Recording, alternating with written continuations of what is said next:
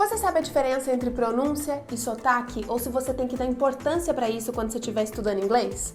Fica aqui comigo até o final que eu trouxe 2 dicas que vão mudar completamente a sua forma de treinar pronúncia em inglês.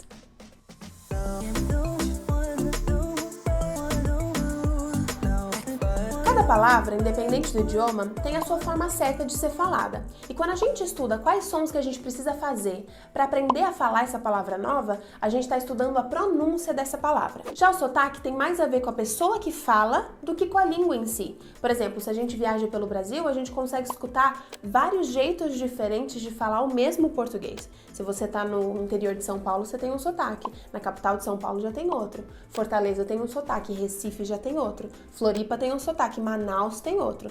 Mas independente de qual região você seja, quando você encontra uma pessoa de uma outra região falando um sotaque diferente, vocês se entendem, você não tem dificuldade de entender o outro. Pode até ser que no começo você demore para se acostumar com aquelas palavras diferentes para se referir às mesmas coisas, porque além do sotaque, a gente também tem os regionalismos. Por exemplo, mandioca, macaxeira, aipim. São 3 palavras diferentes para a mesma coisa. Tangerina, bergamota, mexerica e pocã. 4 palavras diferentes para se referir à mesma coisa, mas a pronúncia dessas palavras raramente vai mudar. Você pode até preferir falar palmito do que pupunha, mas quando você for falar pupunha, você fala pupunha e não pupunhar, por exemplo.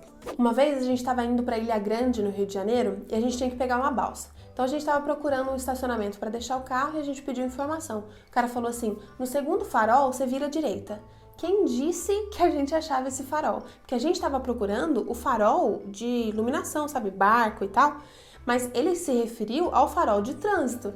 Eu sou de São Paulo, eu falo semáforo. Na época eu estava morando em Floripa. Em Floripa eles falam sinaleira. É lógico que eu sei o que é um farol de trânsito, mas como eu estava acostumada a ouvir de um jeito e eu estava inserida num contexto de balsa, ilha, praia, não sei o quê, quando ele falou farol, eu pensei o farol de iluminação e não o farol de trânsito. Isso é um exemplo de variação regional. Por mais que a gente tenha se confundido em relação ao significado da palavra farol, a gente nunca teve dúvida em relação à pronúncia da palavra farol. Independente do que farol significa para você, você fala farol e não farol. Ou seja, o sotaque de uma língua não importa, mas a pronúncia das palavras sim.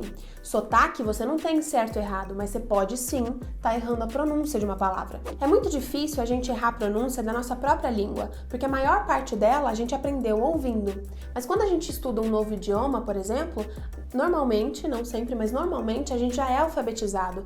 Então, a maioria das palavras novas que a gente aprende é lendo e não ouvindo. Pode ser que você não saiba a maneira correta de ler aquela palavra e acaba aprendendo errado. Por exemplo, em inglês, a palavra músculo se escreve M-U-S-C-L-E.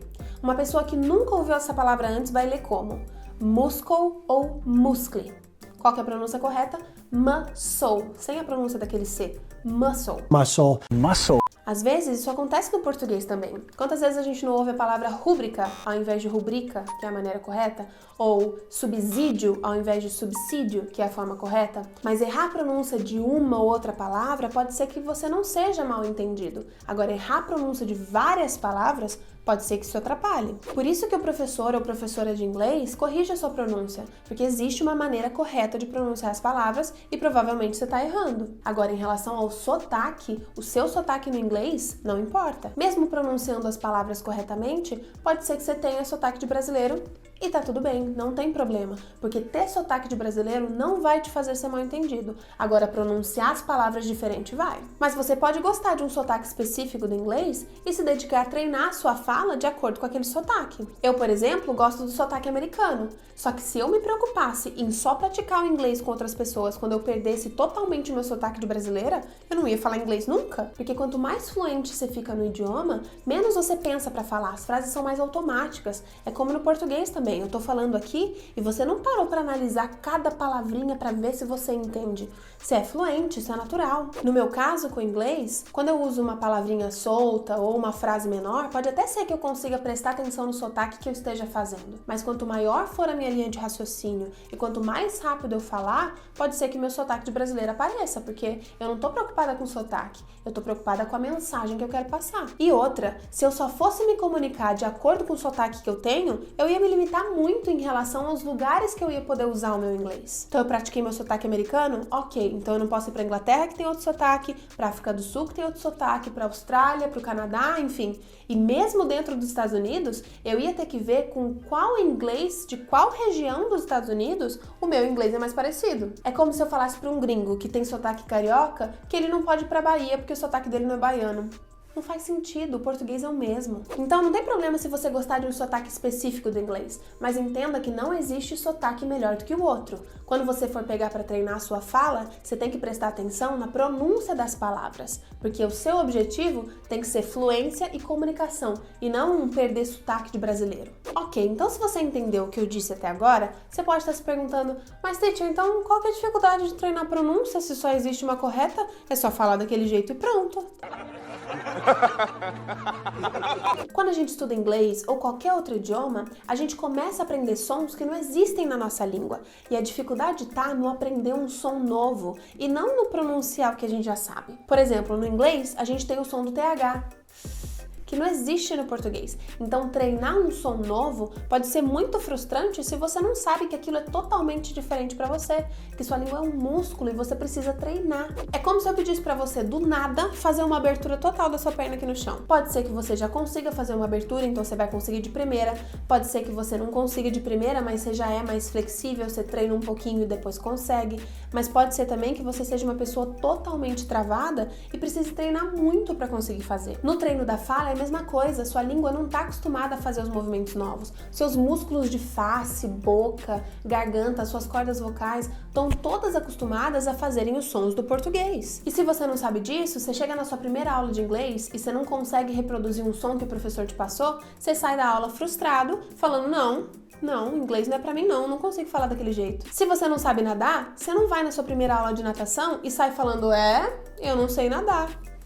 Esse foi justamente o motivo de você ter ido na aula. Você já sabia que você não sabia nadar, então você continua indo até se aprender. No inglês é a mesma coisa. Tem sons que são mais difíceis que outros e a gente precisa da nossa língua para articular os sons. E para a gente fazer isso cada vez mais claramente, a gente precisa estar em controle da nossa língua. Isso acontece no português também. A gente não consegue ficar sem pensar. Mas falar, tem gente que fala muito, tem gente que fala pouco, tem gente que fala devagar, tem gente que fala mais rápido. Pode ser que uma pessoa que não fale muito ou fale mais devagar tenha que se expressar um pouco mais rápido, ela enrole a língua ou a dicção dela não fica tão boa, porque o pensamento dela nunca ficou sem prática, mas a língua sim. É como se a língua fosse uma pessoa sedentária e o pensamento um maratonista. Daí você chega e fala, vai, acompanha. Não vai dar bom. Então, o que você tem que fazer para treinar sua fala?